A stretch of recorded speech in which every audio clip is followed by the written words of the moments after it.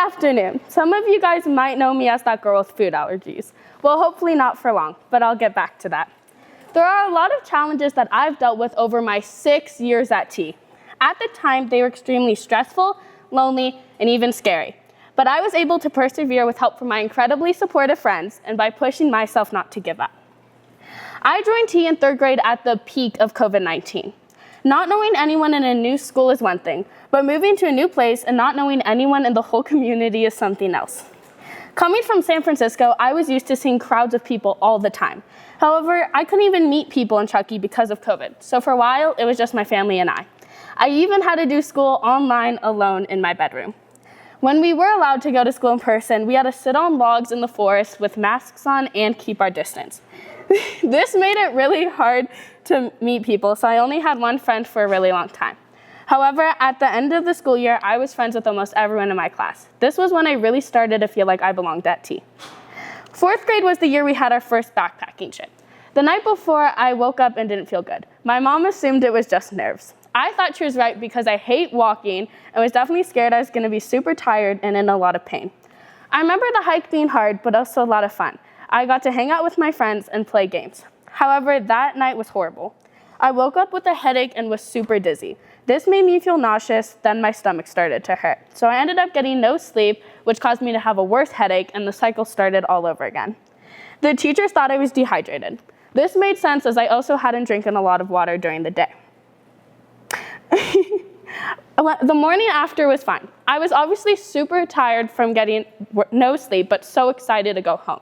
I thought I would have the best sleep of my life that night because of the fact I had horrible sleep the last 2 nights. But I was wrong. I woke up with an extreme headache, dizziness, nausea, stomachache, and I was hypothermic. It was so bad I couldn't walk and had to go to the emergency room.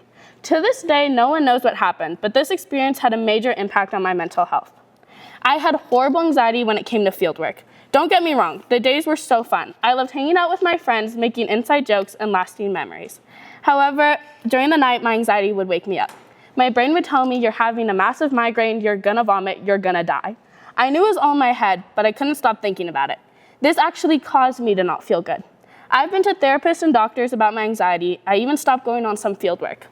I was later prescribed medicine that would help me sleep, control my anxiety, and stop nausea. In 7th grade, we went to Monterey. Not only was this trip super fun because we got to go in the ocean and go to Santa Cruz Beach Boardwalk, but it was also the first time I didn't need my sleeping medicine. Although I still have some anxiety on trips, I don't use my medication. This experience taught me that progress takes time, and I should always try my best, because if I stopped going on trips altogether, I think I never would have improved my sleeping problems. I wasn't only stressed out about camping trips. In 6th grade, I was diagnosed with ADHD. For many years, I thought I was just bad at school. It wasn't true. I just learned differently. However, I was still struggling. I didn't understand instructions, I would lose my papers, and I couldn't get my work done on time. I knew I needed support, I just didn't know how. This year, I was told they would cut the amount of work I had so I could get my work done on time. But this wasn't what I wanted. I was determined to do my work like everyone else, and I did. Yes, it's hard. I have late nights and days full of work, a massive folder filled with loose papers in my backpack, and I'm still trying to figure out how to learn. But what I will not do is let myself think I can't do something because of my ADHD. In 6th and 7th grade, I was stressed out about math. I was getting good grades, but I struggled to understand the concepts. But this year, everything changed. I think part of that was because of my teacher, Shelby. She was super understanding when I was confused and would even stay at lunch with me to help me with math. Unfortunately, she left in the middle of the year. This was super hard for me as I felt like I had lost one of my biggest supporters.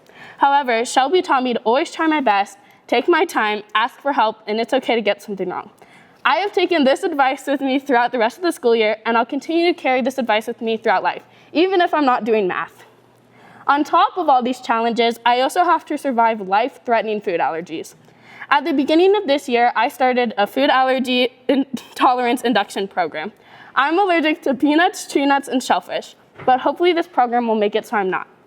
During the program, I have to take 4 sprays every morning, eat specific foods daily, weekly, and multiple times per week. I have to take gummies with micro amounts of the food I'm allergic to in it every night, and I also have to travel to Fremont and Long Beach for consecutive day allergy appointments, as that's where the clinics are located. This means I've had to miss school to travel. My teachers and friends have been so supportive throughout this process. They are always willing to catch me up with work, which is what I stress out about the most. Unfortunately, this food allergy program might take up to 5 years. However, I think it's worth it. Most of you guys can go to a restaurant, a friend's house, or go on vacation without having to think about food. Well, I don't have that luxury. Every time I go to a restaurant, I have to ask about nuts and shellfish and if there's cross-contamination.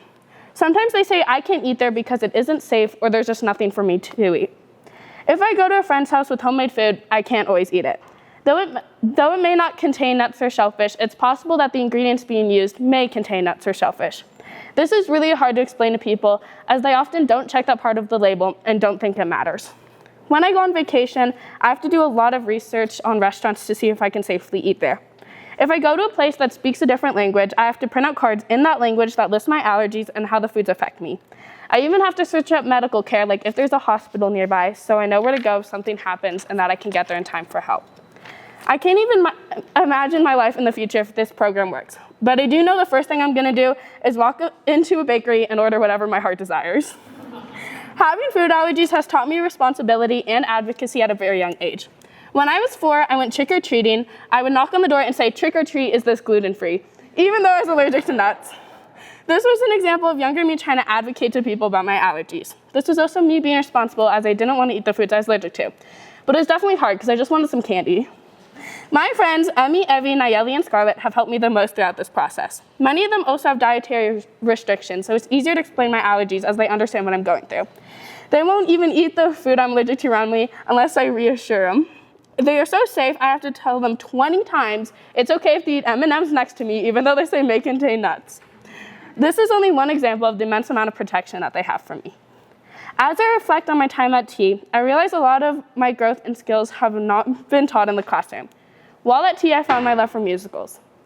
I signed up for my first musical in 4th grade because all my friends were doing it, but I got hooked.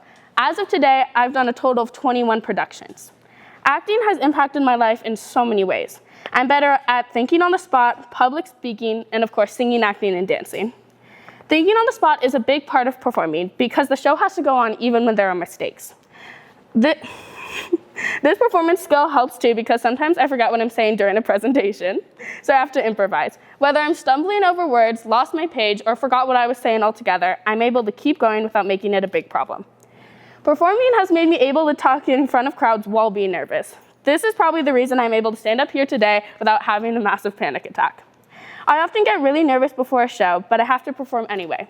This strengthens my perseverance because I know that pushing myself outside my comfort zone is difficult, but ultimately worth it. I believe the only reason I get nervous is because something is important to me, and I don't want to mess it up.